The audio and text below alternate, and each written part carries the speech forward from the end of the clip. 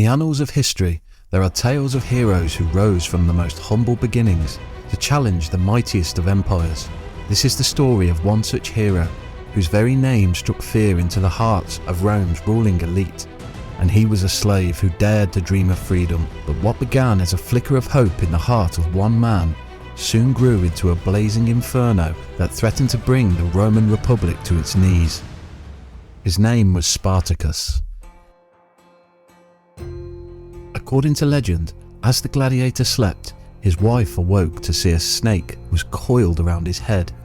His wife, who came from the same tribe and was a prophetess, subject to possession by the frenzy of the god of ecstasy, Dionysus, declared that this was an omen, and it meant that he would wield a great and terrible power which would end in either glory or despair. From the available historical accounts, it appears that Spartacus hailed from Thrace, a region in modern-day Bulgaria that the Romans had been trying to dominate during the 1st century BC. After serving briefly in a Roman auxiliary unit, he abandoned his post and took up the life of a bandit or insurgent, resisting Roman authority at every stage. Eventually, he and his wife were captured and sold into slavery in Rome, ending up in the hands of a man named Batiatus, who owned a gladiator school in Capua, around 120 miles southeast of Rome. Life in the gladiator school was harsh and punishing, with grueling training routines, meagre food rations, and the constant threat of death in the arena for the entertainment of the crowds. In 73 BC, Spartacus and a group of fellow gladiators had finally had enough.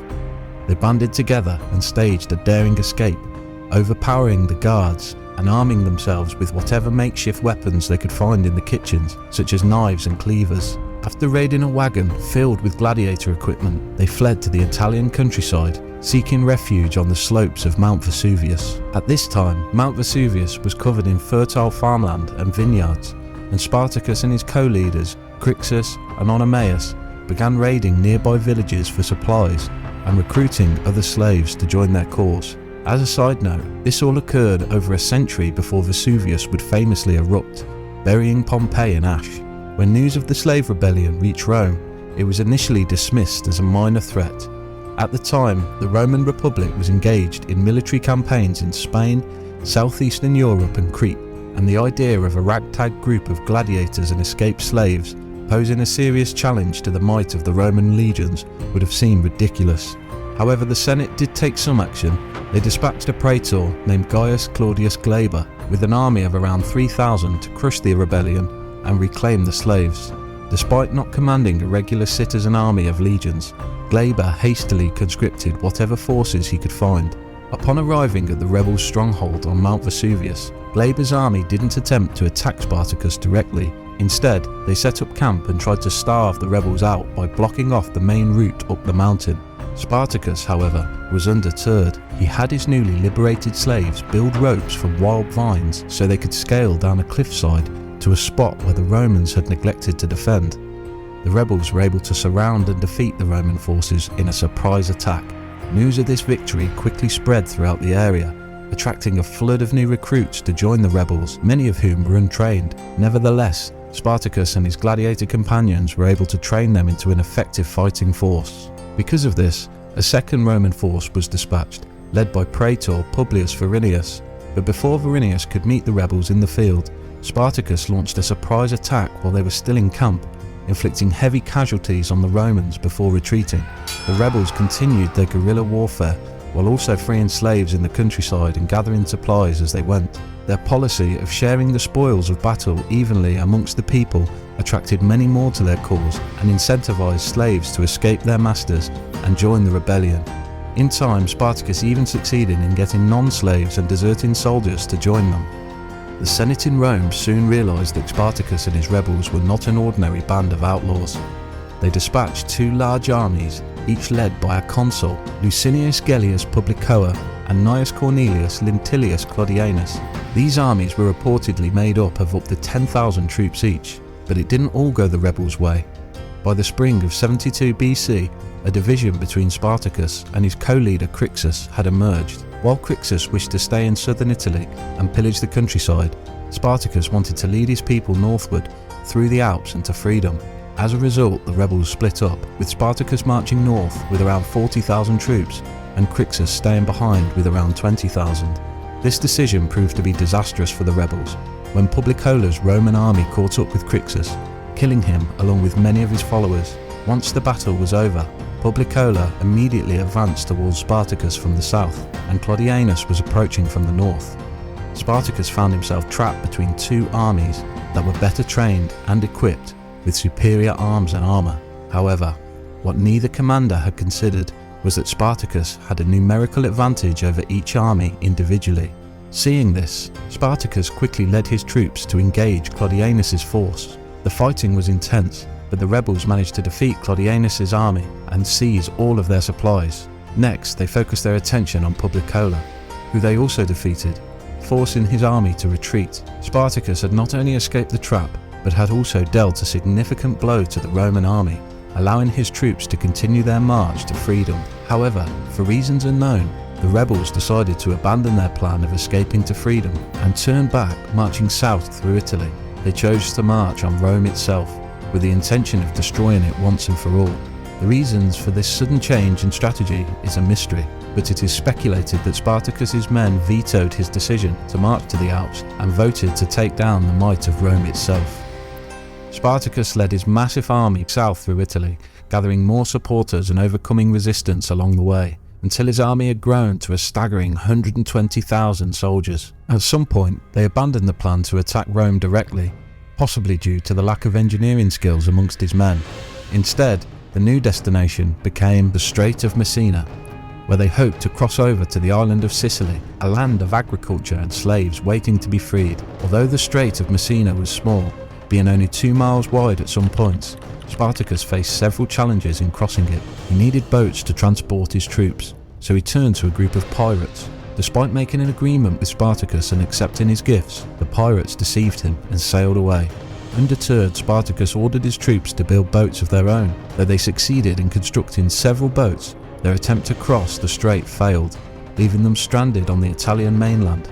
With no other option, Spartacus led his army to the north to face a new Roman leader, this one more ruthless than any he had encountered before.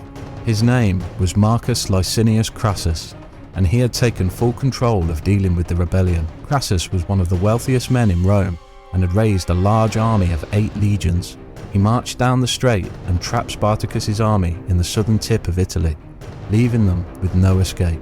Amid Crassus's troops were the remnants of the legions previously defeated by Spartacus, belonging to Claudianus and Publicola.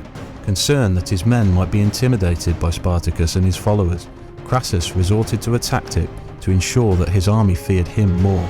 He resurrected a practice known as decimation, in which he divided the consular legions into groups of 10 men, selecting one from each group by lot, and that man was executed by the remaining 9. Needless to say, discipline tightened under Crassus. Still, knowing that many of Rome's best soldiers were outside of Italy, Crassus proceeded cautiously in his campaign against the rebels. Rather than confronting them head-on, he constructed a network of fortifications across the toe of Italy to trap Spartacus and starve his troops. After several unsuccessful attempts, Spartacus finally managed to break through Crassus's defences by filling in one of his trenches, reportedly with human bodies, and using his cavalry to charge through. Although the rebels were able to escape, this came at a significant cost, with reports suggesting that Spartacus lost thousands of his best soldiers and perhaps up to half of his army in the process.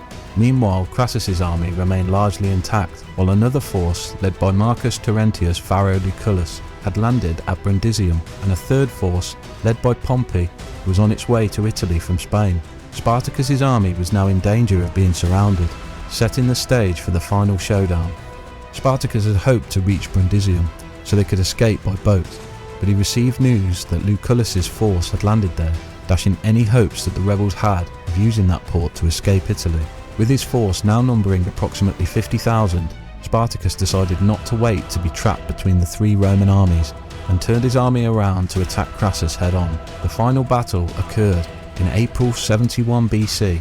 It is said that Spartacus's strategy was to use his cavalry to attack Crassus's ranged troops, while leading his infantry in an attempt to break through the enemy lines and kill Crassus himself, hoping to scatter his army. Plutarch writes that just before the battle, Spartacus got off his horse and killed the animal. He told his men that if he won the battle, he would have many fine horses that belonged to the enemy, but if he lost, he would have no need for a horse. The battle, as it turns out, went poorly for Spartacus. His cavalry was apparently unable to reach Crassus's ranged troops. Nevertheless, undeterred, Spartacus led a charge at the head of his troops and on foot, aiming for Crassus himself. He is said to have hacked down 2 centurions in this final attempt, but it was all in vain. Spartacus was eventually surrounded and killed, and with his death, his army fell apart. Crassus and his Roman forces hunted down the remaining rebels, and the body of Spartacus was never identified. He was likely buried in a mass grave with the rest of his troops. Around 6,000 of the rebels were captured, and to send a message to the rest of the slaves in the Republic, Crassus had them all crucified along the Appian Way, the road from Rome to Capua. Although Spartacus's uprising was ultimately crushed, his memory lives on, more so than the Romans who fought against him. While some may have heard of Pompey and Crassus, most have heard of Spartacus. He has become a symbol of hope, freedom, and a champion of the downtrodden throughout history.